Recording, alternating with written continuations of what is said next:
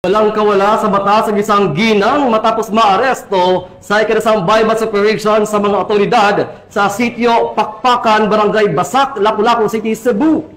Nakumpiska mula sa suspect ang tinatayang 34 na milyong pisong halaga ng hinihinalang shabu. Yan ang tinutukan ni Patrolwoman Flora May Azares.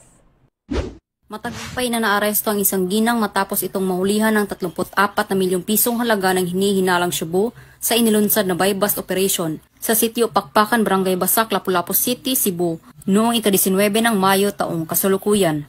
Kinilala ni Police Lieutenant Colonel Jewel Nicanor, Chief ng City Intelligence Unit Lapu-Lapu City Police Office, ang suspect na si alias Chill, 50 anyos, isang high-value individual, at residente ng Deca Homes, Barangay Basak, Lapu-Lapu City, Cebu. Dakong alas 16 ng gabi nang magsagawa ng buy-bust operation ang pinagsanipwersa ng mga tauhan ng City Intelligence Unit, City Drug Enforcement Unit, LCPO, PDEA Regional Office 7, RIU 7 at RID 7 na kung saan naaresto ang nasabing sospek.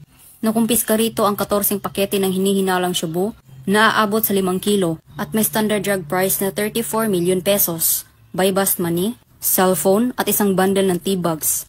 Mahaharap ang sospek sa kasong paglabag sa Section 5 at 11 ng RA 9165 o Comprehensive Dangerous Drugs Act of 2002. Ang tagumpay na ito ay isang malinaw na mensahe para sa mga patuloy na nasasangkot sa illegal na droga. Wala kayong puwang sa ating lungsod.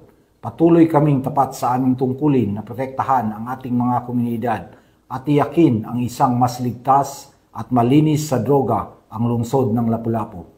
Dahil sa bagong Pilipinas, ang gusto ng pulis, ligtas ka.